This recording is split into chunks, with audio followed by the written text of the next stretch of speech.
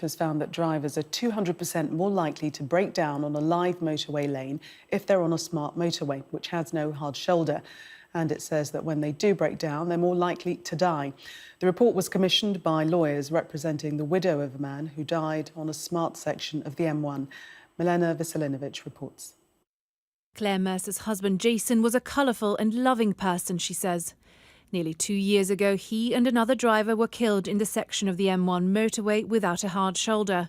They had a minor shunt and pulled into the left lane, but minutes later, a lorry ploughed into them. When I opened my door to two police officers, I just froze, and I started with the worst case scenario, thinking anything they said could only be an improvement, and I just said, "Is he alive?" And after pushing, they wanted me to go in, but I just couldn't move.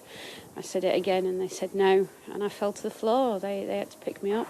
The lorry driver was jailed for 10 months, but Claire Mercer believes her husband would still be alive if there was a hard shoulder. And a coroner in the inquest into his death said it was clear that its absence contributed to the tragedy. Some motorways like this one behind me don't have a hard shoulder where motorists can pull up if they have an accident.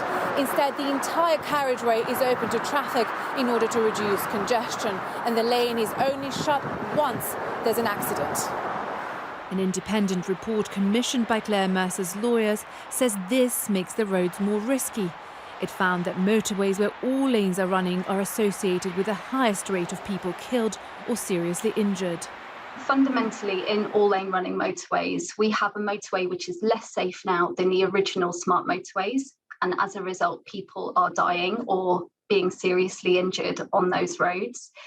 In terms of the decision-making that has led to this point, the evidence suggests that those decisions have been underpinned by evidence which is incomplete and which hasn't really made those decisions fully informed.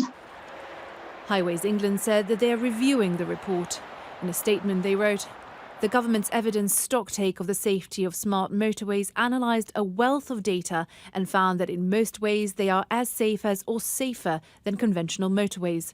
We are committed to delivering the stocktake actions to further raise the bar on smart motorway safety." For Claire Mercer, there's no relief from the pain of losing her husband. I still expect him to walk through the door. The only thing that tells me that it is real is he still keeps not coming home. So you just don't get used to it.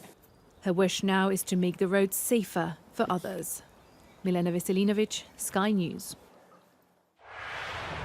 Joining me now is the